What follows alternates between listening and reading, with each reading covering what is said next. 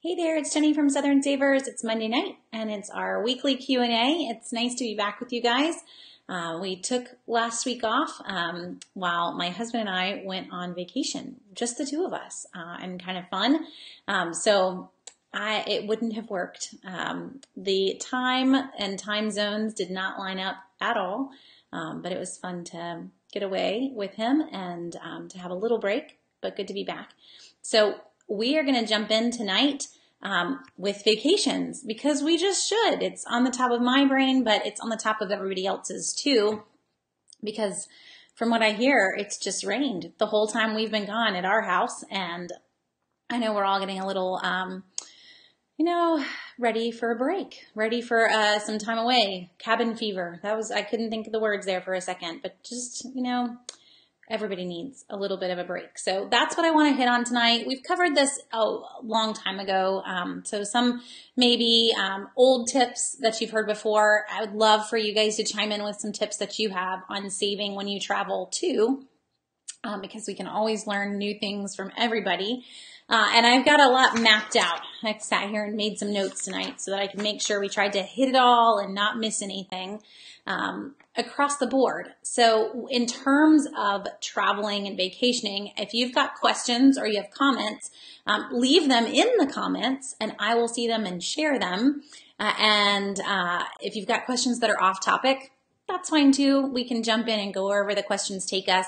That's kind of the fun part about a Q&A. So I will try for sure to get to all the questions that I can. My husband is also in the comments. So between the two of us, hopefully I will see your questions and be able to answer them.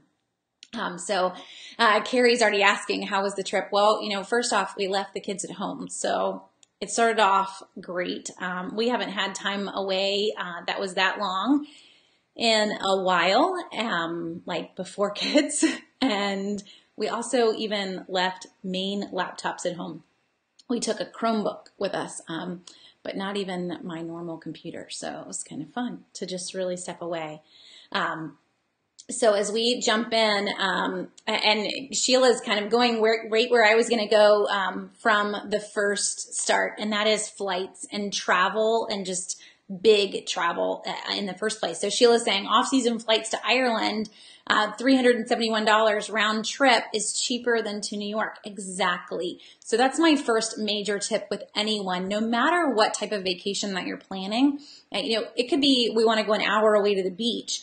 You always want to consider off season. And I know if you have kids in school that the idea of taking the whole family out of school or you feel like you can't do that, you probably can. First off, even for parents with kids in public school, they're only allowed so many days out, but there are always exceptions. And a crazy good family vacation can usually be made as an exception. If you want to take your kids to Washington, D.C., that should count as a field trip. So it might mean a little bit more paperwork on your part. It might mean that your kids have to write about their trip, but most schools should make exceptions for those. You're going to need to fill out some papers and some forms to tell them what you're doing, but it never hurts to ask. By doing that, you are going to be opening up the dates that you can travel outside of the summer or outside of spring break, which is an exceptionally expensive time of the year to travel. So always consider off-season. So for us, and I shared this in posts, so this wasn't a secret where we went. This was a really big trip for us. And what it was we went to Scotland. Just my husband and I. Neither of us have ever been overseas, so it was fun in that respect, just because we felt like teenagers kind of getting to finally experience something that most of the world has probably all done. But we went entirely on points. So we've spent a while saving up points, but we could do that for a number of reasons, and the first one was because it was off season. Even to use reward points is cheaper off season. So whether you're paying out of pocket for those airline tickets or your hotels or whatever it is, or you're using rewards, it's all cheaper off season. So Scotland, for example, peak season is in the summer, but on season starts in April. were there in February, the last week in February. It was a ghost town in some of these little tiny towns. Lots of things were closed, and that's okay. There was still plenty to see. We ran out of time before we ran out of things to see. But it meant that things were half, if not even less than half of the price that they normally would have been had we gone on season. So even down to those points redemptions, our airline tickets round trip points as low, I think there were 45,000 points a piece round trip. If you did that during peak season, that wouldn't even cover one leg of the trip. So just think about the number of points that it takes to save up and to earn. If two people can go for less points than one person can go during peak season, you get the point. So we want to travel off season, and off season looks different everywhere you're going. So I'm not telling you that you need to pack your bags and always go on vacation in February, but it does mean that you need to research where you're going and figure out what that peak time is so that you can go off peak. So another example, when we go to the beach, we go as a big family and have numerous folks that we're all kind of bunking in together. But this is just how we've done it for years, and we always try to go the week before schools get out, or a couple weeks before schools get out. So we're talking like pre-Memorial Day, and you're heading to the beach, because as soon as Memorial Day hits, the price to rent a beach house doubles in our neck of the woods. So always trying to go whenever you can, and you just got to figure out what those days are. They're magical days, and trying to go before them. Now, I see a lot of questions coming in on everything and asking if we brought a lot of shortbread back. We definitely did, and enjoyed shortbread numerous times. Don't ask me how keto went, because believe me, we didn't follow keto over there at all. Now, let's see, to jump into some other questions.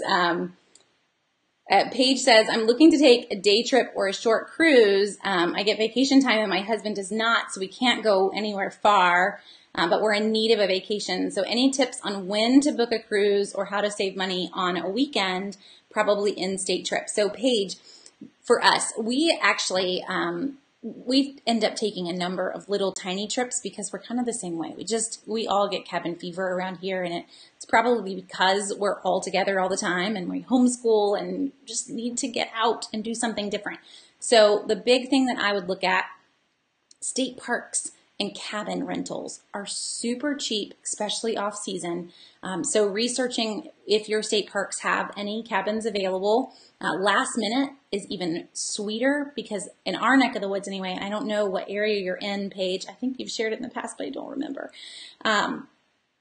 If they've got last minute availability in South Carolina and Georgia, I know a lot of times they'll offer 30 or 40% off on the cabin rentals per night. And now you're down to paying, for some of them, like 30, 35 bucks to rent a little 1-bedroom or 2-bedroom cabin.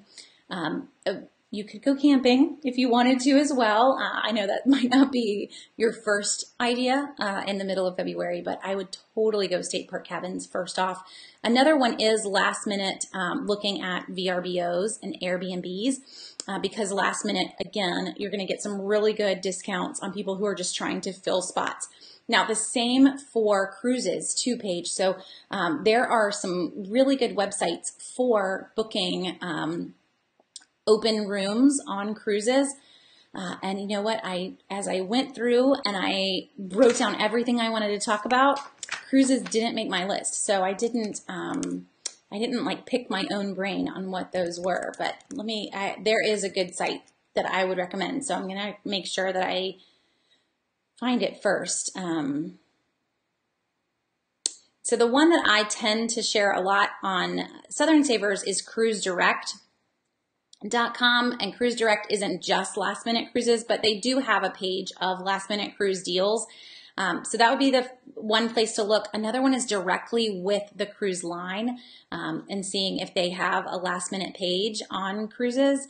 Last minute meaning some of these cruises are going to take and depart sometimes within 10 days. You cannot book any cruises within, I think it's a 2-day window. TSA doesn't allow it within a certain time period. But if you lived near a port, you really could do something last minute. Now, if you want to book further out though, Paige, you're not thinking right now, but you at least want something on the horizon. Sometimes that just works for me mentally. Like the vacation could be months and months away, but I know it's there, and that's all that matters. What I would do there is the best time to book a cruise is actually now. It's always in the winter months, so January, February, and a tiny bit into March. So you're really kind of at the cusp of you don't want to book anymore. Because most people aren't traveling right now. Most people come out of Christmas with a lot of debt, and they're not really focused on spending a ton of money on cruises. I know Royal Caribbean's been running 30% off everything, including 30% off of third and fourth people in a room, which those are usually the cheapest folks on the ship. So I would look into it if you're curious. In terms of Cruise Direct, which is the site that I refer to a lot or will find deals on, you can usually find some 3-night and 4-night cruises, which might be too long for you, as low as like $34 to $40 a night, which is a crazy good price when you think about the fact that a cruise is all your food and your room. That's a really good price. So I would just sit there and kind of go digging and just watching for what those deals might be. Okay. Let's see.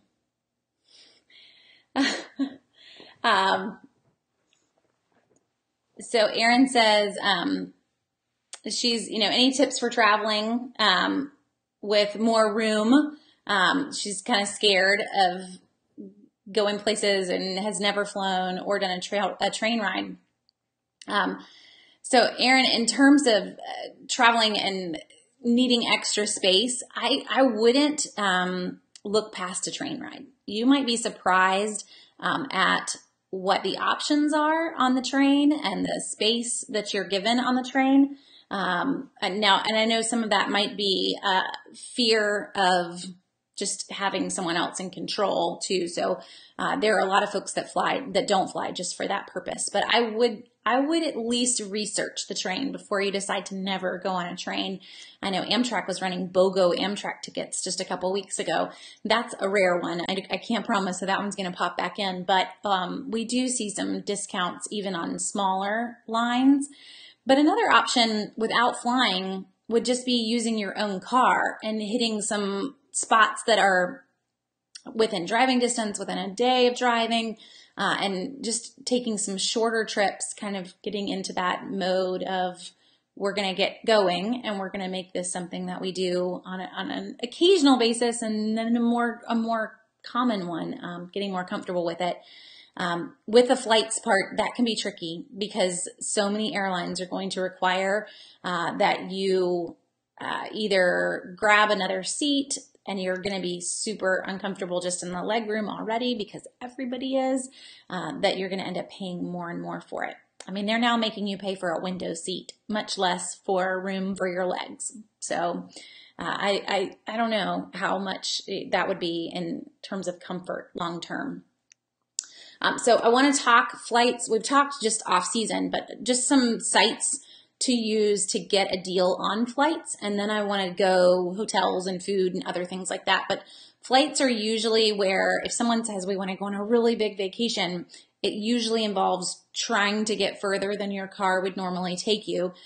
So a few sites that I would recommend, and one I've shared in the past is Skiplagged. Let me try to get this lined up here. So Skiplagged is a fun one because you can find a flight that doesn't finish where you're trying to go.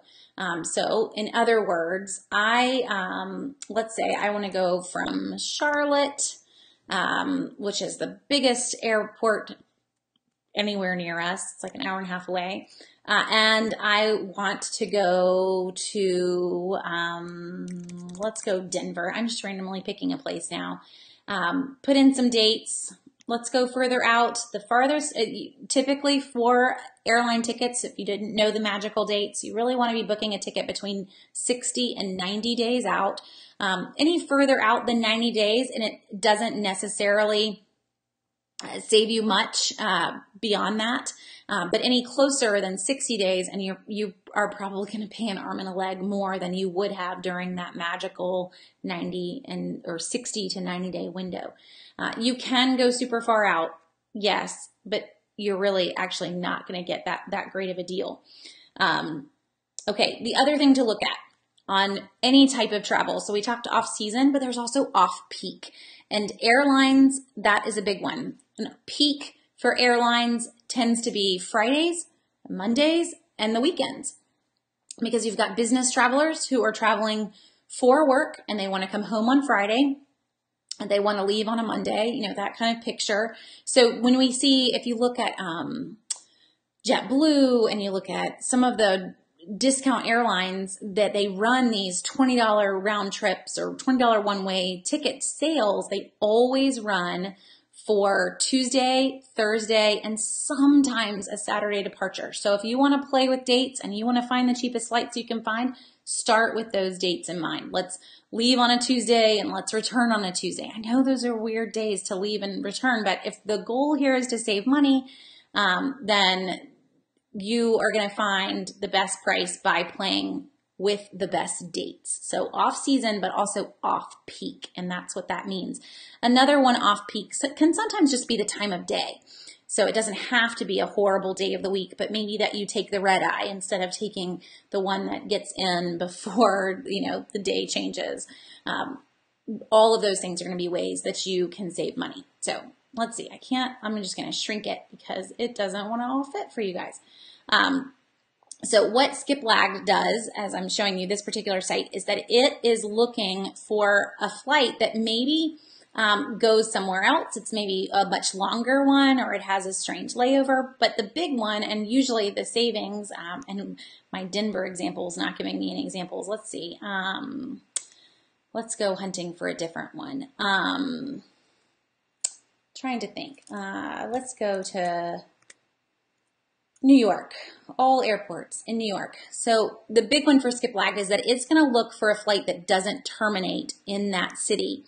It actually continues on, and you're going to get a good price by going ahead and leaving the airline or the airport after your flight ends. So here, we'll just take this guy, we'll select this one and then see what it can find us back. It still isn't finding any examples, but you can sit here and play with cities and locations and get an idea. You'll notice that it's going to tell you one because you'll see it at the end when you hover over it, and it'll have an X that you're not carrying on to the final destination. It means that you can't check any bags because your bag is going to carry on to the final destination, but it does mean that in the end, you're going to get a flight that maybe you absolutely love for a really great price in the end. So this becomes a round trip ticket. It's got some strange layovers. It's Charlotte to Cincinnati and then Cincinnati to Newark. And then we're leaving out of JFK and we're coming home, but it's a round trip ticket to New York for $139. It's not a bad price. It's leaving on a Tuesday. It's returning on a Tuesday, just so you can kind of see what some of those are. But SkipLag is a fun way to play with that. Another site for playing is Kayak Explore, and I've shown this as well in the past, and folks have loved it. I've gotten so many follow-ups, like, what was that site again? So this is kayak, like down a river, kayaking, kayak.com/explore. And you can just sit in here and tell it what you're thinking of. Like, this is where I plan to leave from. Whenever I play, I always play with Charlotte, so it automatically comes in. And then I can say, I don't know when I want to go. How about July? I just randomly can pick a month. July is going to be expensive because it's on season. September is probably the best. School's back in. Let's go. We're going to go on vacation because school's back in. We don't know where we want to go. We just know we want to go in September, and we don't have 14 days. We want to go for 4 days. And now it's going to tell you. It's going to tell you some of your cheapest ideas for flights just based on that. I don't care where I go. I just want to go in September for 4 days. And you can play with that, obviously. I'm just trying to pick off season. But look, I could go to Orlando for 157. I could go to New York for 133. So you're getting some ideas anyway. This can go much bigger. So if you want to see what the world holds, it's going to show you. We could go to Spain for 515.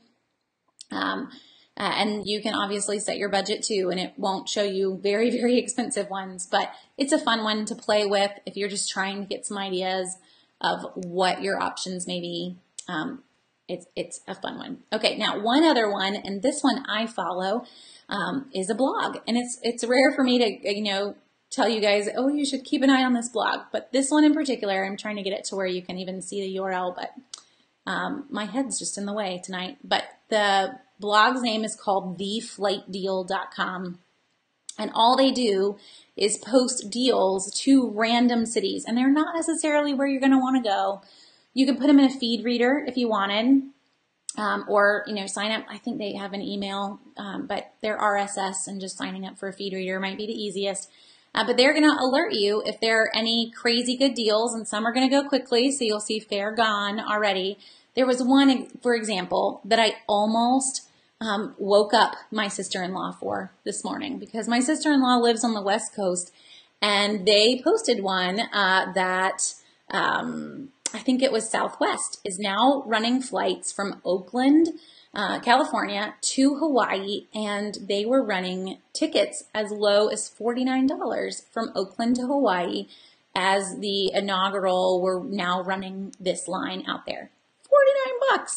$49. That's worth waking up for, right? Don't you think? So I didn't send her a text message.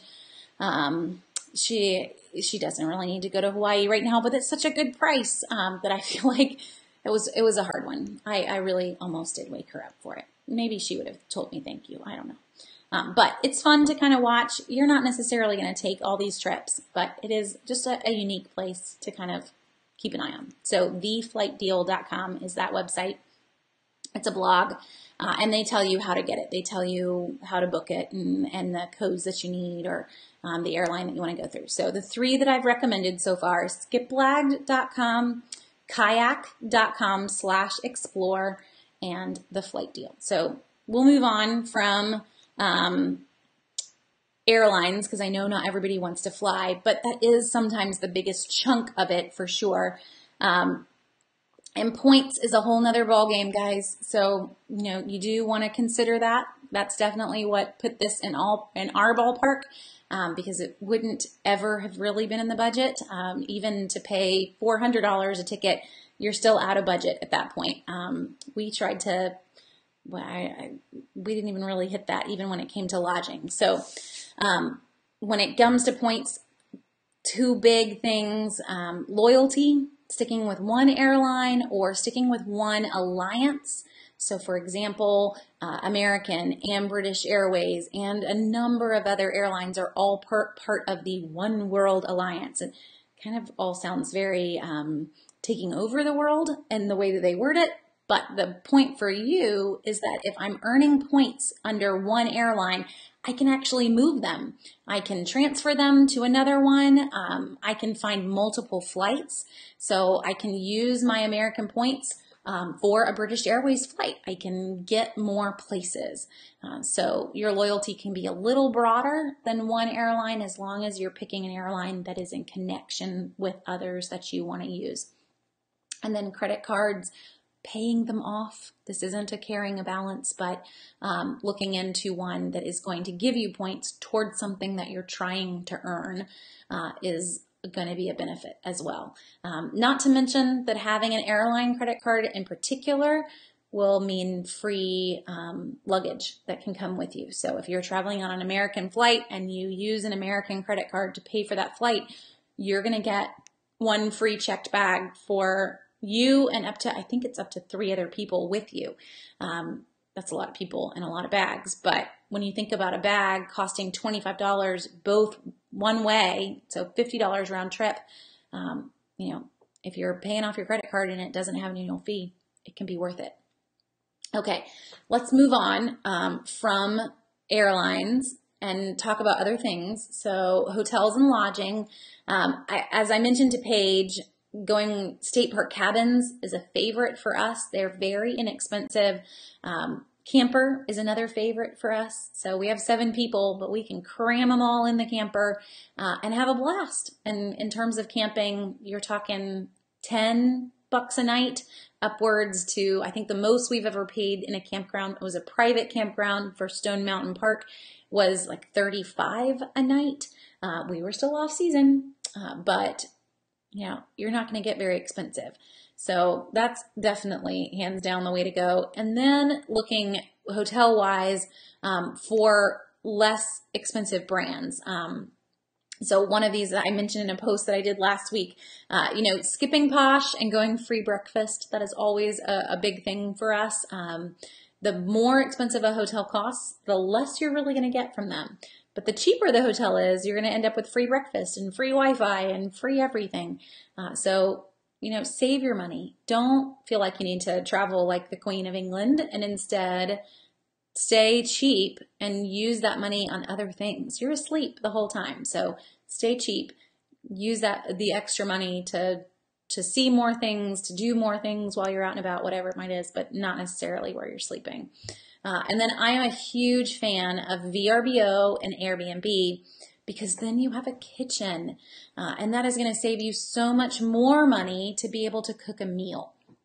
So if you are looking at going one place and sitting still, this is where we're going to stay, we're trying to go to the beach, or we want to go to DC and we want to see the city, but I don't need to change where I'm sleeping at night.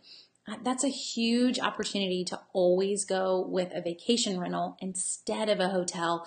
And price-wise, it's usually always cheaper, guys. Every time we've looked in terms of the cost per night, the vacation rental is always cheaper. And it comes with a kitchen. So now you can plan meals, you can have a place to store things for lunches, just so much more money that can be saved by not being in the hotel. The one thing that I run into with folks on that one is that they get nervous. They've never done it, or they don't know these people, they don't want to go through the rental. And that's why I would say sticking with those 2 companies, VRBO.com and Airbnb.com, because they all have ratings right there. So you can sit there and decide where it is that you want to stay. And I'll just plug in a pretend trip here. But let's say we want to go, and this is one we did a few years ago. So I'm plugging in, going to Washington, D.C., and we're going to go the week between Christmas and New Year's, because that's what we did, and it was super cheap because it's off season in Washington, D.C. at that point. So to share my screen with you again, sorry, this is VRBO.com.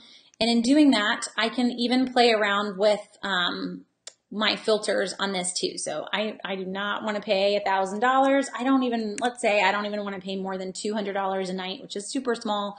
And let's see what our options are. We still have 99 as available. We can plug in the number of bedrooms. So we're talking a 2-bedroom, 1 bath right here for $175 a night. Now that sounds expensive until you go and look at hotel rooms in Washington, D.C., because you're going to need a deep breath. The cheapest hotel room that you're going to find in DC is probably going to be in the $300 range. This is a 2-bedroom apartment. So always cheaper almost. And look at these. So you also can see how many reviews they have, and that should just alleviate any fears that you have. So this is a 5-star with 59 reviews. People have used this place a ton. Always look at your reviews if you've never booked through these folks before. If I come across one that has nothing, like this one, and it says it was viewed 5 times, this is probably still a brand new rental. And maybe if you've never done this before, this would maybe be a little off-putting. I would say, nah, I'm going to wait and let somebody else try you out first before I jump in there. But always use reviews. I think this looks just like the one we stayed in. I don't know. But it was like that exact type. We're talking about a trip from a few years ago, so I don't know that my memory is that great, but you can see all the options as well. So you can go map, or you can go here. Think about your city and do some research too before you book. If you're going to Washington, D.C., which has a crazy good subway system that's very inexpensive, I don't need to be right where the dot is. I can be out here and actually get to a lot of places with really no cost and not a lot of time. So your cost is going to go down as soon as you go further out as well. So always look for what's near a subway line to get as close as you possibly can.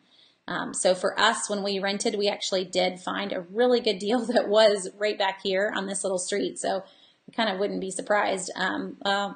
He's a little too far back, but we were almost right in there in the general like main area, but super cheap. So off season, little further out, looking at your subway systems, look at your reviews, but definitely consider it, because now you're going in and getting a crazy good price and that kitchen, which is huge, guys. It really is.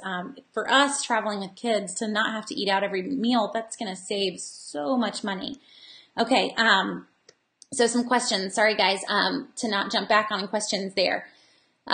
So Sheila, to jump all the way back, Sheila said, did I purchase euros before going to Scotland, or did I buy them there? Any tips for cheaper fees? So Sheila, just to confess outright and to help with your question too, we did go over with euros. However, my mother was very sweet, and that was her Christmas birthday. My husband and I's birthdays are like a month apart. So it was her gift to us. So she did that.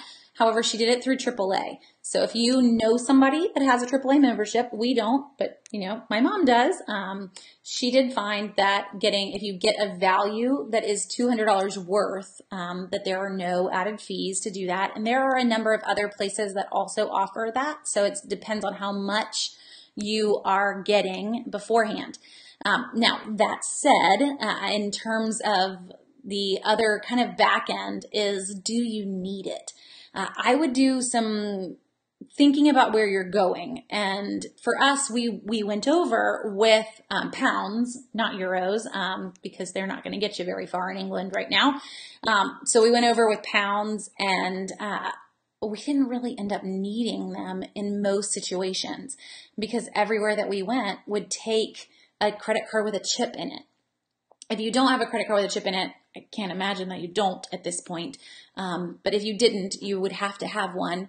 But everywhere we went is going to take that card. The only time that we ended up pulling out pounds was if we were grabbing something that was less, I would say less than 10 pounds. A lot of them wouldn't process a credit card if the total was less than 10 pounds. So we went to an Aldi and grabbed some snacks. We went to a Lidl and grabbed some snacks. And if you weren't getting enough, they wouldn't process the card in those situations. So then you would pull out pounds. But most of the time, we didn't need them. So I don't know that it would be an immediate, do I need to have a big wad of cash to go over? Because if you're headed to, a normal first world country, you're not going to be in a setting where I'm going to need to do that. The other thing to research is where you're headed and whether tipping is normal, customary, or actually considered strange. And for a lot of England and Scotland, tipping is not a norm. So since we didn't have a bellman, we didn't have any of that situation, we didn't need any of that kind of cash on hand. And when you are eating in a pub, or you're getting food from like a lunch counter kind of place, you're not going to tip in those situations either. So maybe that might help. I don't know. But in terms of saving on fees, it's looking at the size of the amount. Go AAA, see what your bank offers, but that's where I would expect the fees to be the highest.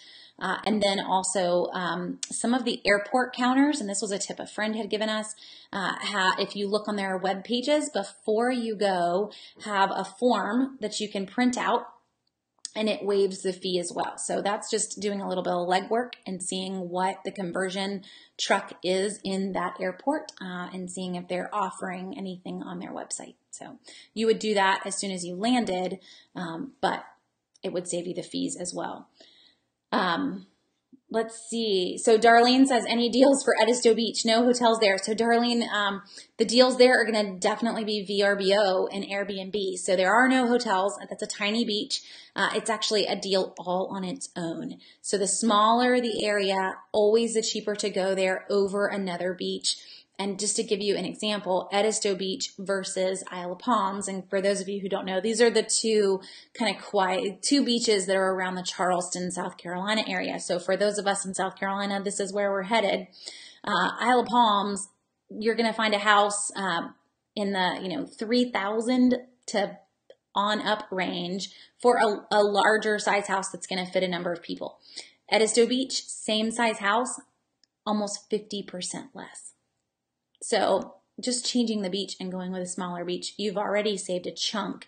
But VRBO, hands down, it's going to save you a lot of money, even on the small beach with no hotel. Okay. And then Carrie, great question. Is it better to do round trip airfare or to pay one way for each flight to and from? Carrie, I would play with that. Sometimes you're going to get a deal that's definitely a deal on round trip, but a lot of times lately, it's really not going to make a big difference. Whether it's a one-way ticket out and then a different one-way ticket back versus the round trip. So I would use Skip Lagged. You can even use Google Flights and play with it on Google Flights, which is google.com/flights, and see what they're returning. You can still go to the airline and book the ticket if you want. If you don't want to book through Skip Lagged or you don't want to book through Google Flights, go directly to the airline, but you're going to get a really good feel. Always play with these things as much as you want. Another little inside tip, guys, the more you play, the more the ticket's going to go up. So if you haven't already learned this, you want to get in the habit before you go to book of clearing the cookies on your browser, because the airline is smart. They see that you've been researching this ticket, you've been plugging in these dates for a while, and they will raise the price.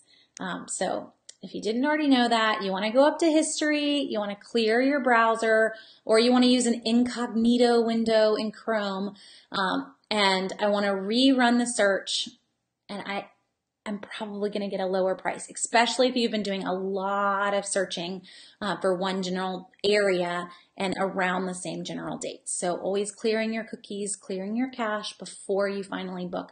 The price is going to go down. Okay.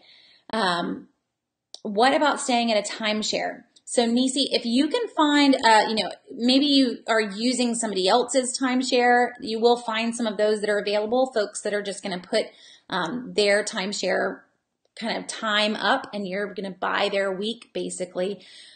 You can go that route. Getting a timeshare, having your own timeshare, it's not usually a way to save. The problem is maintenance fees that get added in and all sorts of other things that you don't see coming. It's a long-term investment, very long-term investment, and that is also usually a situation that folks are not happy with. They're not easy to sell in the end either. They always tell you that it's going to be, but it's not. The only thing that I might consider, and that's, but I'm very hesitant with them, would be one that's going to give you the option of multiple properties in multiple cities so that you're going to be happier with it longer. And that's the only reason that it is one that I might consider, because it's going to keep you from feeling like, oh, we go here every year. We're kind of tired of going here. But basically, the best way to look at this is that you'll actually find that there are some beach houses that you can go and be a 1/20th owner in this beach house. That's really all that a timeshare is that you are now a 1/100th owner in some property, and you're not necessarily going to love that because you don't know who those other 99 people are. So I do want to have the ability to switch up locations, to switch up cities, all of that, just to kind of help take away some of the frustration that you might end up having in the end after you did that. There's not really a massive way to save on getting one though, for sure. But you will find some where people are selling their weeks, and that can be a savings. You are not going to find that on VRBO, but there are some search engines for it, and really just Googling buying a timeshare week, buying like timeshare exchange. Those would be things to search for. Okay. Tina, my husband worries about bed bugs at Airbnb. Any suggestions on how to ease his worries? So, a particular worry in that situation, that's one where honestly, if he has a very specific concern, I would totally go with one that has a lot of really good reviews. Read the reviews. Are they saying that it was clean? And then also see, is the owner even responding to reviews? So if some of the reviews have feedback, has the owner responded to the feedback? And this is how I book our beach vacation that I shared. I'm the one that always books it. We share it and then end up splitting it with numerous family members. But when I'm going through and reading those reviews in years past, I saw one that mentioned rats around the pool, like, we're done. We're moving on. That's all I needed. It doesn't take much to get something nixed really quick. And the plus side is like Washington, D.C. that I just pulled up. Even when I put in a tiny budget, I still had 99 results there. So you've got a lot to pick from. I don't think you're going to have issues by any means. One option, you could go this route. I just saw this from a friend who works in a hospital nearby. Maybe you get a dog and you go to one that allows pets because there are dogs that they actually train to sniff for bed bugs. So you could go that route and he would just alert you the minute you walked in. I don't know that you want to rent a place that allows pets actually, but I thought it was kind of cool that they did that. And then Wendy asks, when is off season for New York City? So Wendy, off season typically for most major cities is the minute that you think about kids being in school, that's off season. So September to the very beginning of Christmas. New York City is unique because the minute that tree goes up in Rockefeller Center, things go haywire. So not necessarily wanting to be there at Christmas time to be considered off season. So September to right before Thanksgiving, but not over, because then you got Macy's and all that stuff.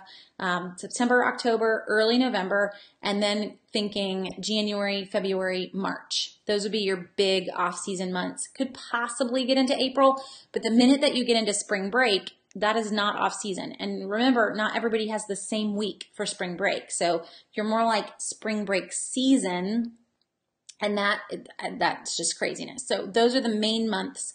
Again, September, October, early November, and then January, February, mid-March.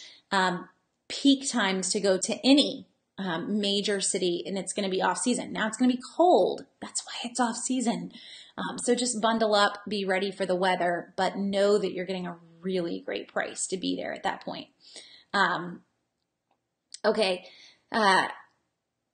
Judith says you're going to have to pay an exchange rate using a credit card. So Judith, that's one that you also want to research and make sure. So a lot of Chase cards, and we have 2 different Chase cards, actually have no foreign transaction fees. You're always going to have an exchange rate. That rate always exists, actually.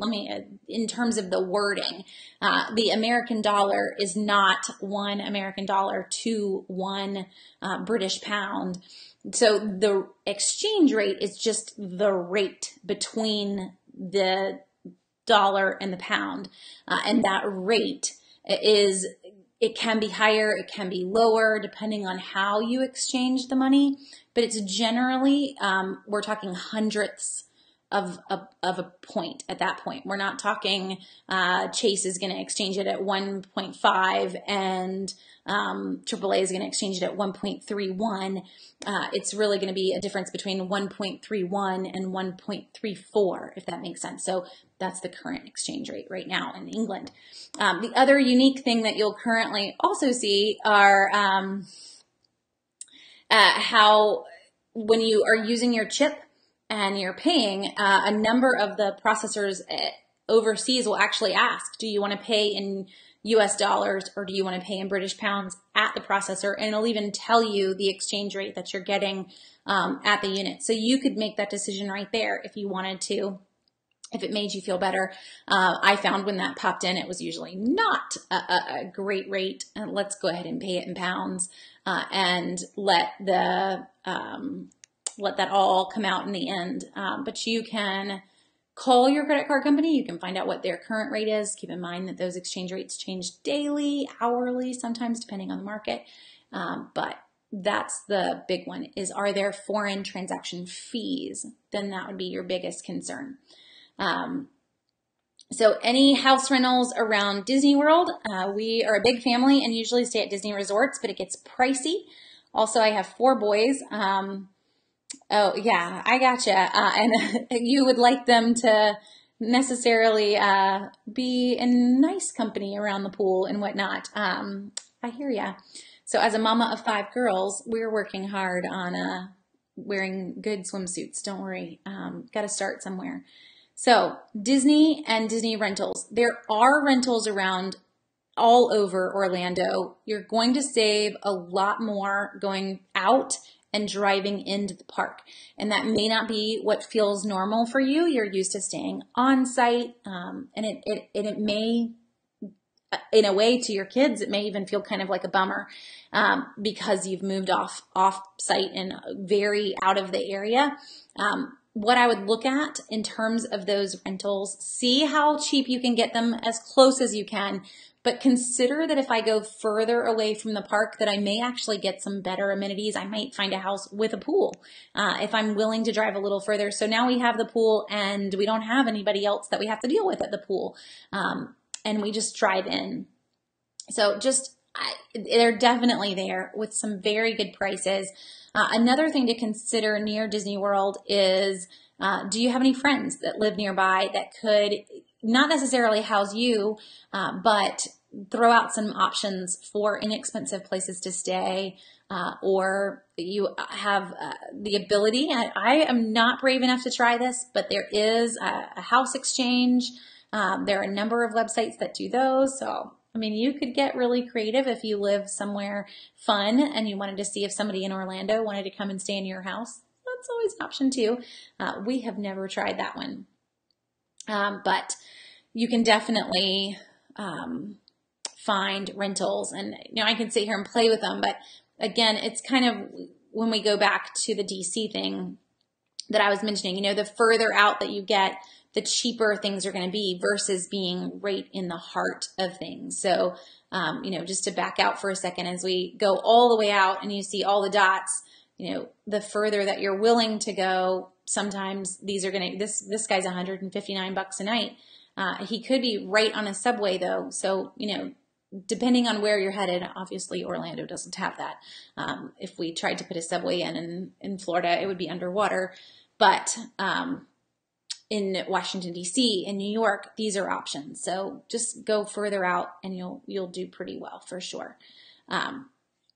Okay, so to jump on to some other ones,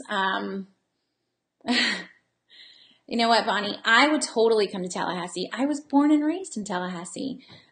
You can come stay here, except that my dad still lives there, so he might get a little upset if I came and I switched and stayed in your house instead of staying in his. But you can have us anytime you want.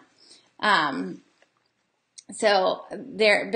yes, you'll still have lots of great places to stay. Okay, so some food. I've mentioned getting a VRBO because you could cook, but it really is a huge one to not be eating out for every single meal.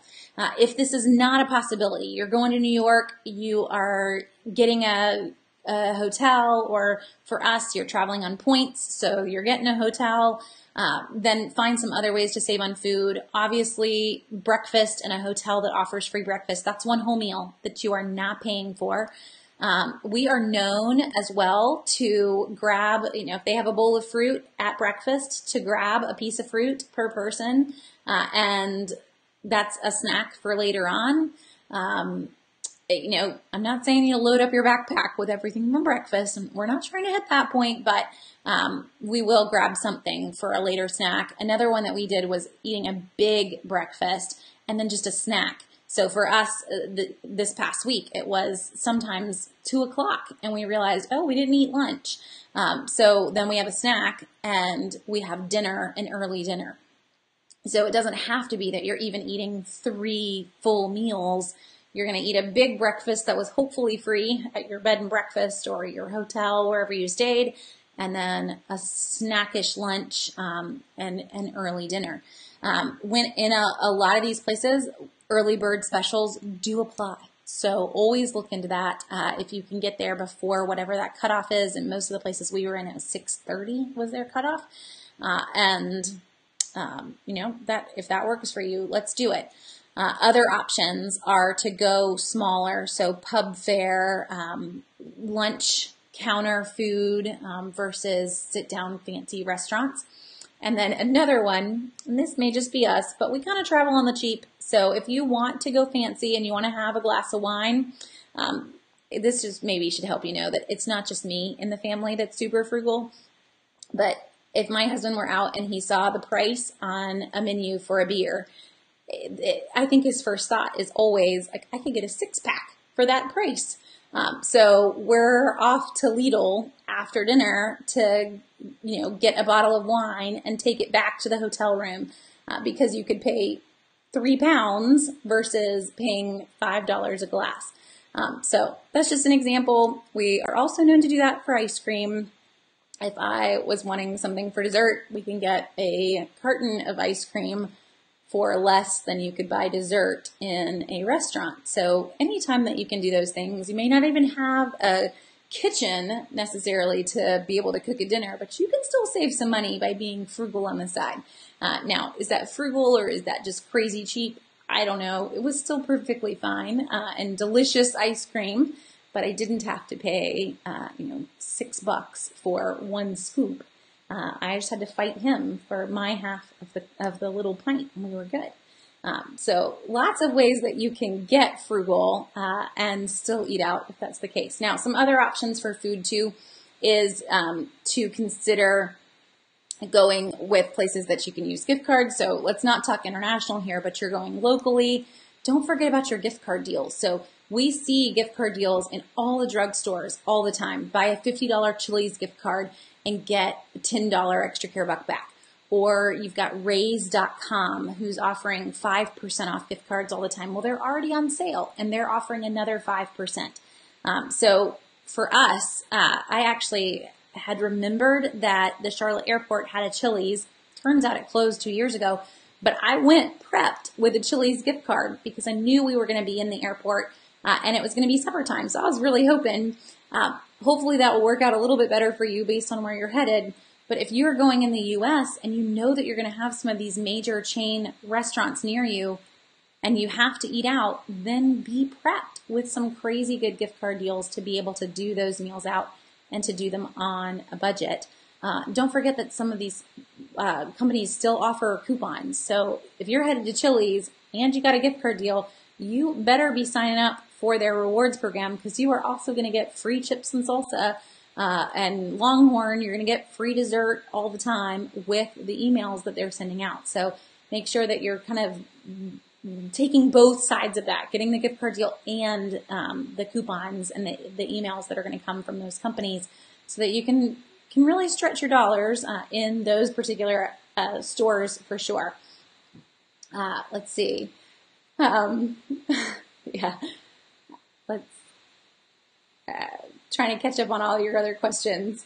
You guys are a hoot. But hopefully you don't think we're, too super cheap, but it's fun to see all your comments on our ice cream and our saving. Okay, so some other ones moving on from food, and also, well, before I move on for food, this is one when, especially with the beach, if you are headed to the beach or you're wanting to head to the beach, you want to shop either from your pantry or from your city before you go. Because if you are headed to a vacation area or even Washington, D.C., the price for groceries in a major city or in a vacation area is way higher than the price for groceries in your local town. 99% of the time. Now, if your local town's Washington, D.C., I can't help you, but you get the idea. So if I can bring groceries for what we need to cook when we are at the beach from home, it will be so much cheaper than buying those groceries in that local grocery store all the time. So plan out your meals. You may not even be a meal planner, but plan out your meals. Think of things that are quick and easy to cook because you don't really want to spend a ton of time cooking dinner when you've been on the beach all day. But plan it and bring it. And I know that space becomes the next issue and how in the world do you do that? But it is going to save a lot of money to do that. Another option, just to, this is more of a far-fetched one, but it does work if space is an issue, is that you could, see what the grocery stores are at the beach. If they happen to be the same brand that you have at home, you could potentially get rain checks and then shop those rain checks at the beach. I mean, that's taking it to the extreme level, but now I don't have to bring everything. We've done that once or twice. CVS will run really good deals on soda.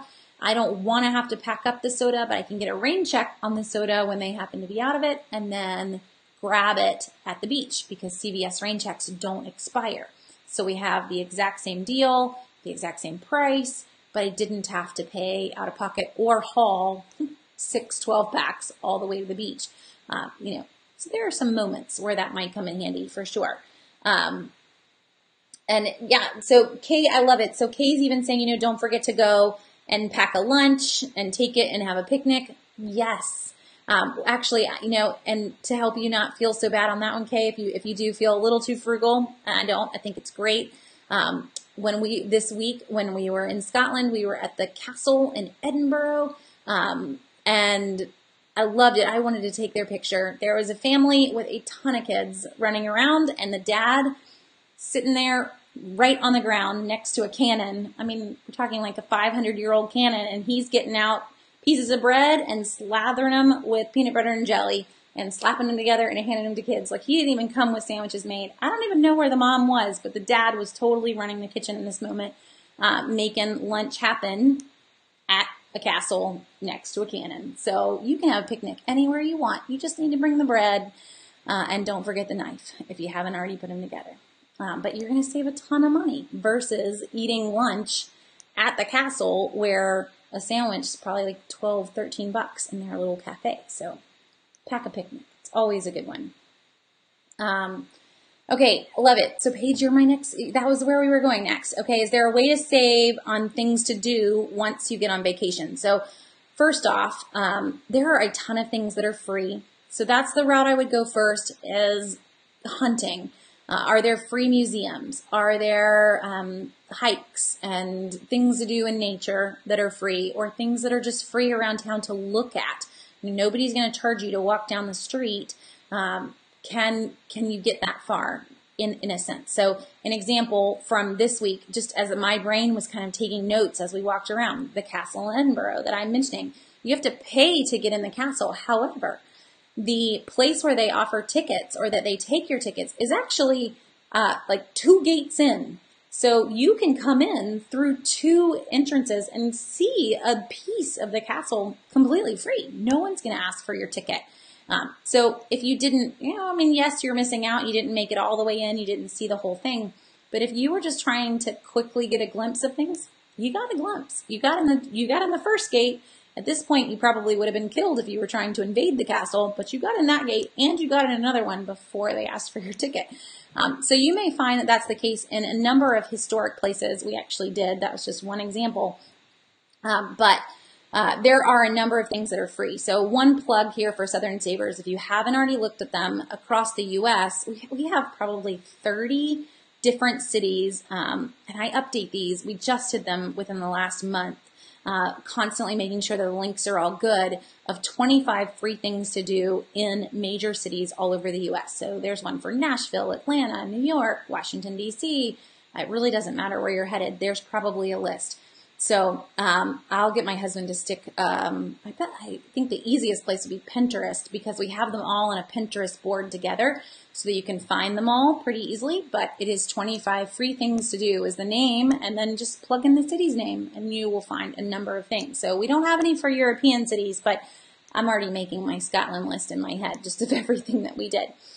So start there, researching museums and whatnot that are free. I am not saying you're going to want to go to all of them, but you'll find a few. The other thing would be, if you're up for it, if you're energetic, checking with the Forestry Commission, with local wildlife, national parks, state parks, and seeing, are there any local hikes or walks that are free?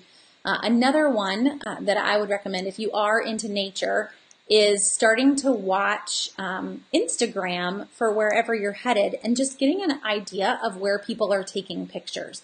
and what's pretty. Did somebody find a waterfall to take a picture next to, or a mountain to take a picture next to? It might be something that you want to go see. No one's going to charge you to go for a walk. Now, if it's inside of a national park or a state park, you may have to pay admission to those things. But a lot of times, the things that you're going to want to see aren't inside those parks, and they might even be in a city park, and there's no cost whatsoever. Now, if I want to go to things that do have a cost, I would always recommend looking to see if there's some kind of like a bulk budget book kind of group option. So in the US, a really good resource for that is City Pass. City Pass offers like a coupon book basically for a lot of the major cities: New York, Boston, Dallas, Orlando. You're headed there. They've got 4 or 5 items that you can do, and they're 40–50% off. Costco also offers those same types of deals for their members. They probably have some of the best prices. You'll also find some of these even on Groupon.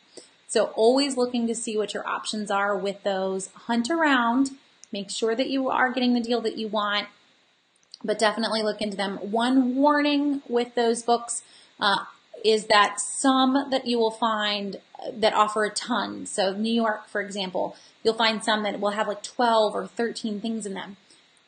But a ton of the things that they're offering are actually free things once you get up there. So do a little bit of research in terms of what is in the book before you jump in and purchase it. But if it's places that you want to go, it can be a pretty significant savings to grab it as a deal versus grabbing it as individual purchases for sure. And then the other thing is to use Google and to use the Chamber of Commerce if you're headed to cities in the U.S., or to just Google the city and events. Find an event page for the city and see, are there any local events that are usually free. So we're talking, it could be Shakespeare in the Park. It could be something super fun like that. It could be a local music event. It could be a church is putting on a concert. Most of the time, those types of events are also free. And they're fun. If you're in an area and you just want to do something that the locals do, that can be it. And you didn't pay a dime to do those things. So always using the Chamber of Commerce for local cities. Most of them are what's going to have the most up-to-date calendar. And then just Googling live events, music events, outdoor events, and the name of the city that you're headed to. You're going to find a pretty long list. Now, it can lead you on some wild goose hunts, and it did for us in a tiny city in Scotland, but I was trying really hard to find some music for my husband. What I really ended up finding was a rehearsal for a local orchestra, and I couldn't convince him to go in and sit through their rehearsal. But I did technically find free music, so it should be a tick mark as a win for me, even though he didn't choose to actually participate. But, you can go on a hunt if you want to. Yeah, so, and Diana, same thing. So going to the city council website, the visitor center, the visitors bureau, those are all things that you can look up. So if you didn't find anything for a Chamber of Commerce, all of those, Columbia Visitor Center, you're going to find a number of different names, but that's exactly what you're wanting to do. You're wanting to go on a hunt for it. And Christine, you're right. So if there's anywhere that you want to go on a vacation, Washington, D.C. is about as free as it gets. Almost everything in the entire city is free. And the fact that there are museums that do charge just kind of blows my mind. No, I don't have time to get to your museum. I'm too busy going to the 19 free museums before I will ever get to yours and pay for it. So yes, DC is definitely a very easy place to get to in terms of never paying for a single thing when you get there other than where you slept that night. Okay, and Tanya is agreeing. So she found there were a lot of places that allow you to walk the grounds for free, but you have to pay to go in admission. So another great example of that is Colonial Williamsburg. If you want to go to Colonial Williamsburg, you can walk all through the city, up and down every street. You can't go inside buildings, but you can see the whole city. You can see the actors on the streets and have quite an experience without paying a dime. So there's a lot of examples of that, and thank you for kind of wording it in that way too. So as I was saying, you can get a couple gates into the castle without having to pay. It never hurts to just walk around and see, even without having to pay. It's not that you're trying to be frugal or try to cheat them out of you not paying. It's just you can't afford to go in everything that's there. So it's kind of one of those, just ways to see a little bit and then move on and pay for the things that you're willing to pay for sure. Okay, so we are, I love it.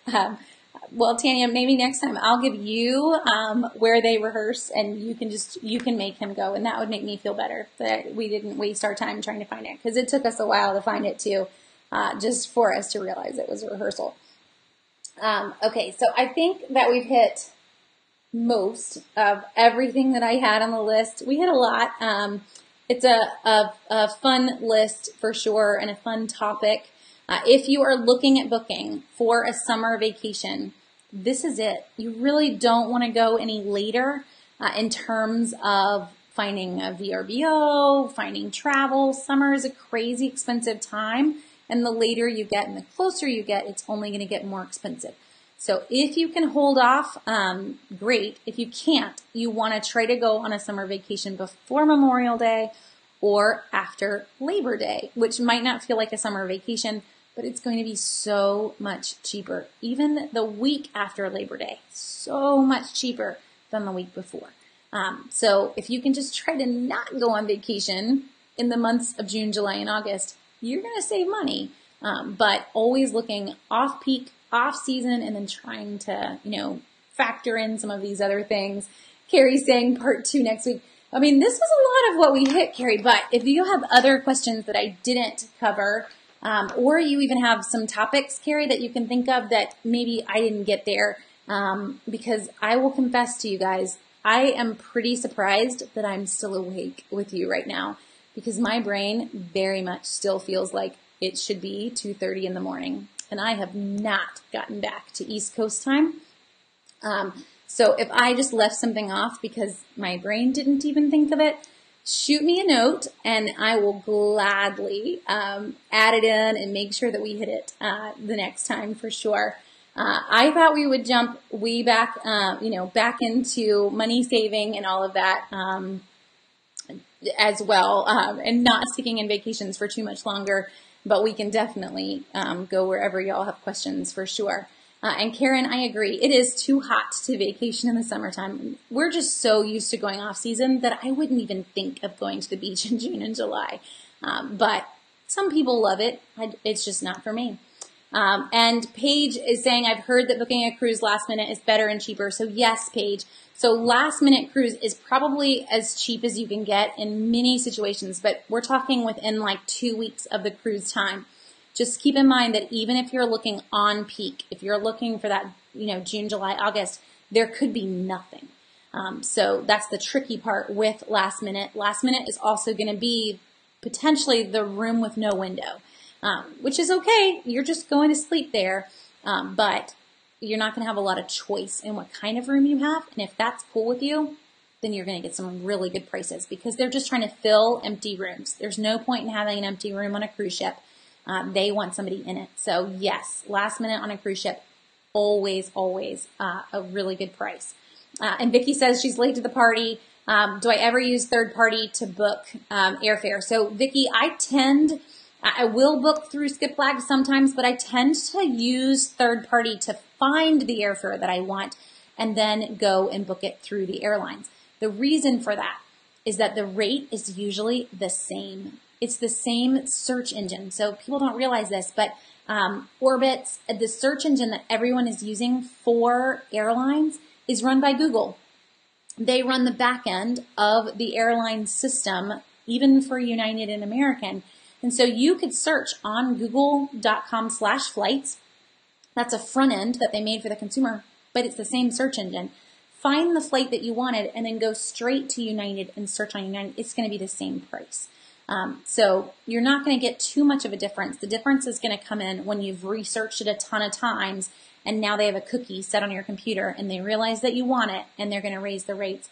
But usually you're going to get the same price directly through the airline.